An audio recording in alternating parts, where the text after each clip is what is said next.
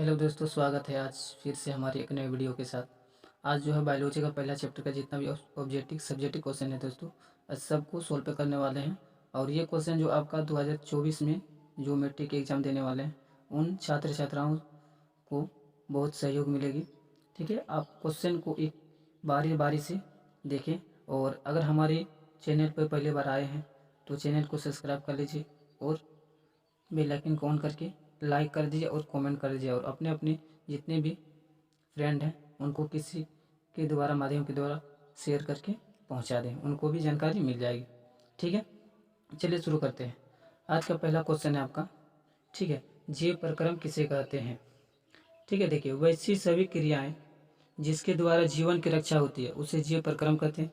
जैसे कि बात करें, ठीक है, शोषण, पोषण, पाचन इत्यादि। ठीक ना, चलिए ये क्वेश्चन आपका इम्पोर्टेंट है। ठीक ना, जीव प्रक्रम इम्पोर्टेंट है, VVI आप याद कर लीजिएगा इसको। ठीक है, इम्पोर्टेंट क्वेश्चन है। चलिए दूसरा क्वेश्चन देखिएगा ध्यान से। ठीक है, कि पोषण किसे कहते हैं। पोषण किसे कहते हैं। ठीक है, क्वेश्चन देखिए बहुत इजी है। ठीक है, और सटीक आंसर आपको बताएंगे पूरा एकदम तोड़ तोड़ के। देखिए, जीवन संबंधी क्रियाओं को शिक्षा ना सुचारू रूप से चलाने के लिए दो आवश्यकता होती है। ठीक है, कितना आवश्यकता होती है, दो।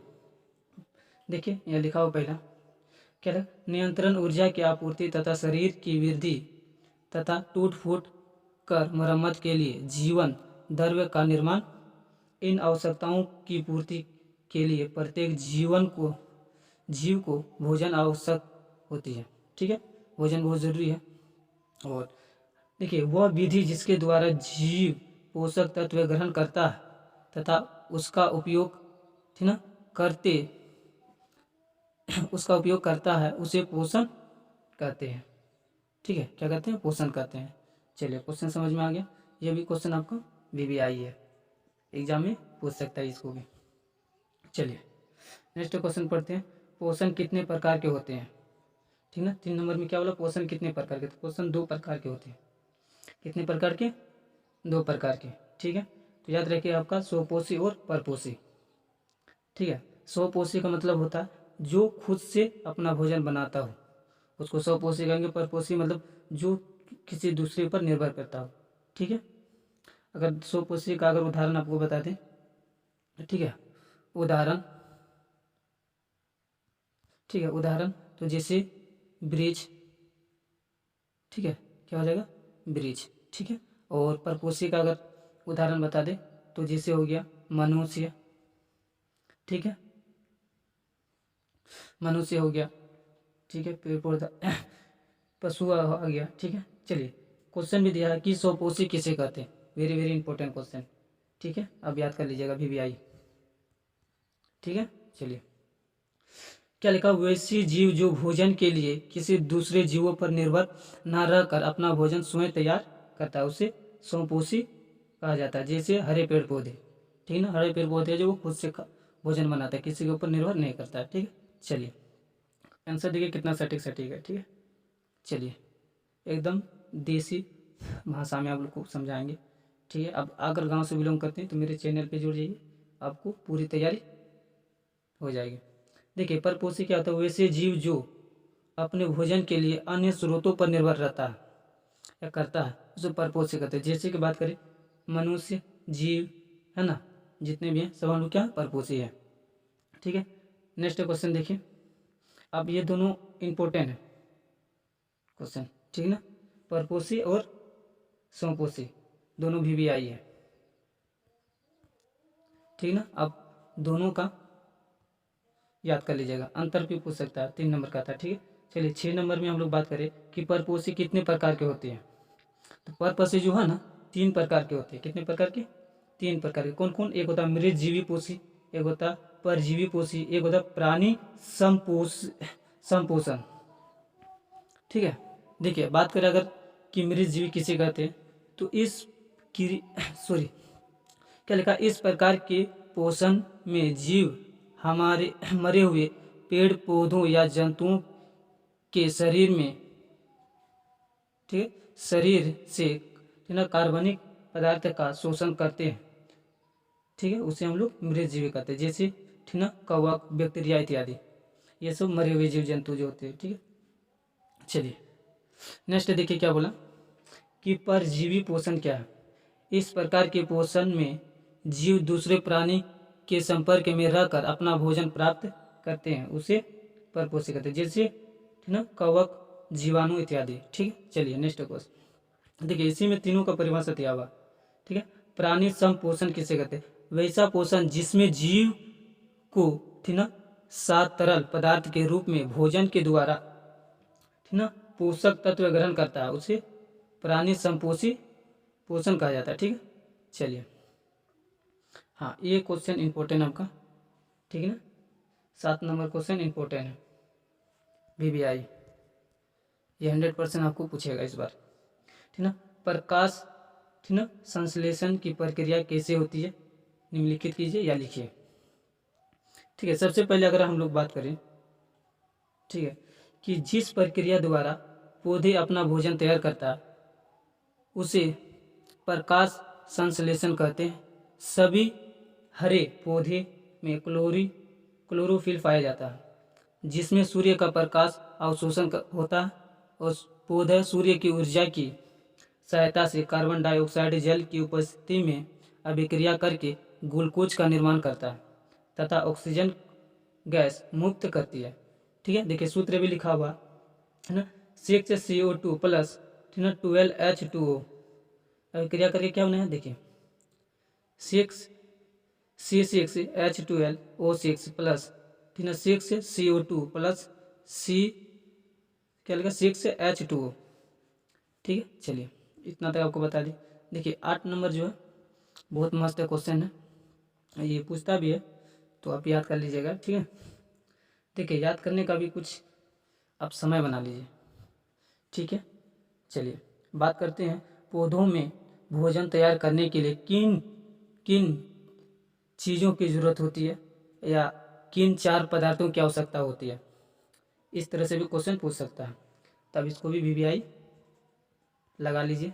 ठीक है, चलिए बात करें कि आप किसी भी अगर बोर्ड से हैं, यूपी बोर्ड से, MP बोर्ड से, झारखंड बोर्ड से या बिहार बोर्ड से, तब तैयारी 100% कर सकते हैं। ठीक है, देखिए अगर भोजन के लिए अगर पौधा तैयार करता है, क्या क्या चीज़ की आवश्यकता होती है। सबसे पहले उसको क्या चाहिए, क्लोरोफिल चाहिए, कार्बन डाइऑक्साइड चाहिए, ठीक है, और जल चाहिए। उसके बाद सूर्य का प्रकाश 100% चाहिए ही चाहिए उसको। ठीक ना, चलिए इतना चीज़ मतलब पेड़ पौधे को भोजन बनाने के लिए आवश्यकता होती है। चलिए लास्ट क्वेश्चन देखिए। ठीक है, ये आपको 5 नंबर में पूछ देता है।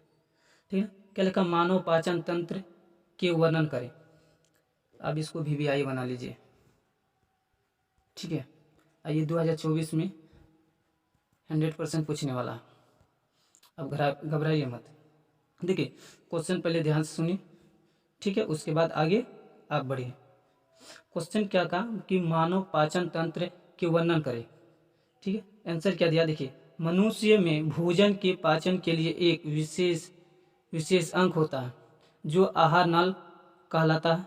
आहार नाल एवं पाचन क्रिया मिलकर पाचन तंत्र कहलाती है। ठीक है, यह एक कुंडलित रचना होती है जिसकी लंबाई 8 सेंटीमीटर से 8 मीटर से 10 मीटर तक होती है। जो आहार नाल की जो लंबाई होता है ना, वो 8 से 10 मीटर होता है।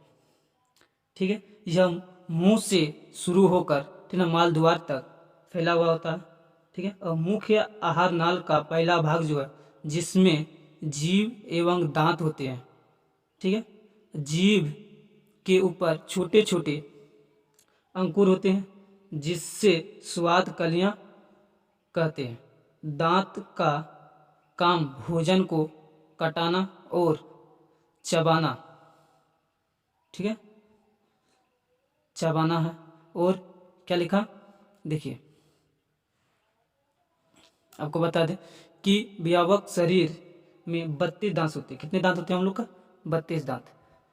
ठीक है, ये चीज़ आपको पता होना चाहिए कि 32 दांत हमारे मुंह पे होते हैं। ठीक है, चलिए इसी में देखिए और कुछ होता है, ठीक ना, ग्रास नली होता है। देखिए ग्रास नली की बात करें ना, तब याद कीजिएगा, ठीक ना, क्या लिखिएगा, मूंग का पिछला भाग ग्रास नली कहलाता है। जिसमें दो छिद्र होते हैं। कौन कौन? एक निगल द्वारा और एक कंठ द्वारा, जिसको ग्रंथि के द्वारा निकले हुए लार से साना हुआ भोजन ग्रास नली में पहुंचता है तथा ग्रास नली से आमाशय में पहुंचता है। ठीक है, बात करें अब आमाशय की। अब देखिए आमाशय क्या काम करता है। आपका आमाशय काम करेगा कि यह एक चौड़ी थैली जैसी रचना होती है तथा यह पेट के बाएं ओर पाई जाती है, जिसमें आमाशय ग्रंथि जिसको हम लोग जार ग्रंथि का निर्माण होता है। ठीक ना, इसमें जठर रस पाया जाता है। जठर रस में हाइड्रोक्लोरिक अम्ल एवं ठीक ना म्यूकस पाया जाता है।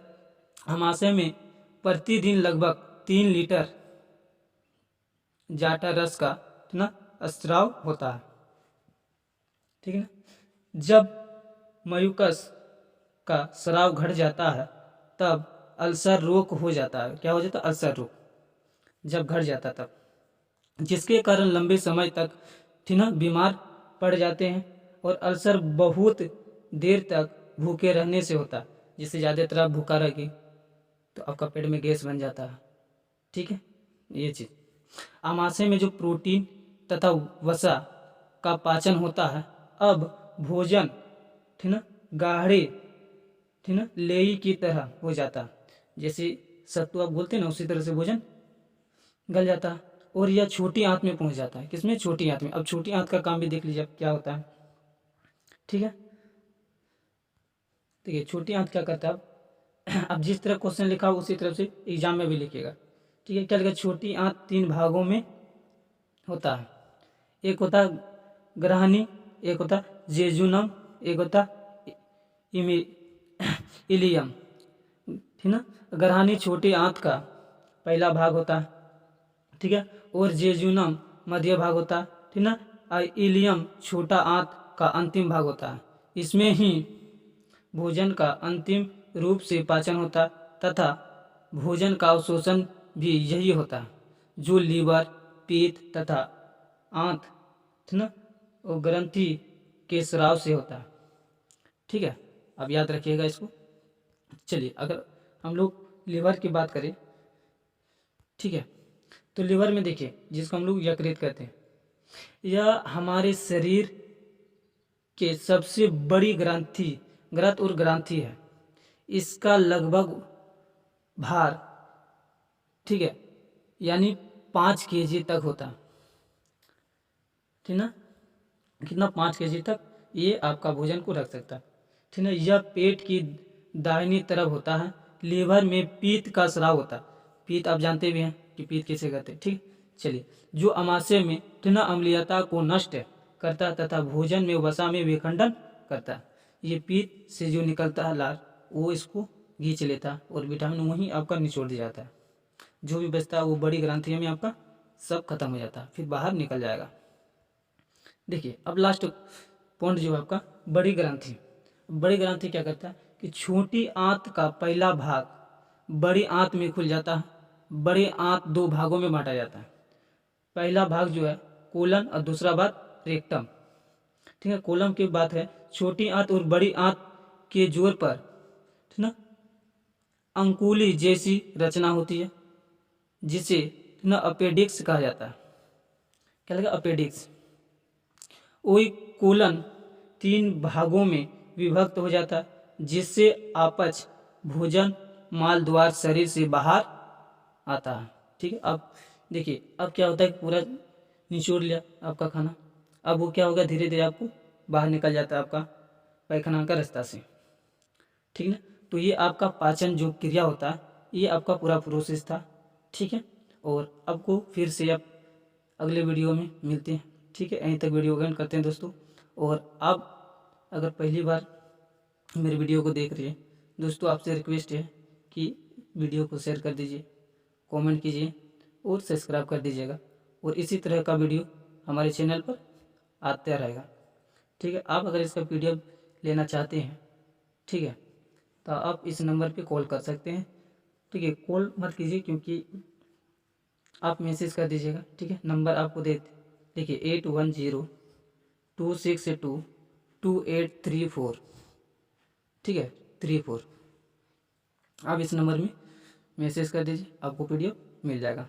देखिए क्लास और नेम लिख दीजिएगा, आपको दे देंगे, ठीक है।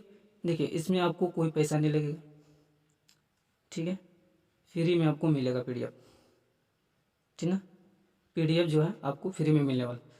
बहुत ऐसे, ठीक ना, बहुत ऐसे टीचर हैं कि पेमेंट लेते हैं PDF के, ये वो।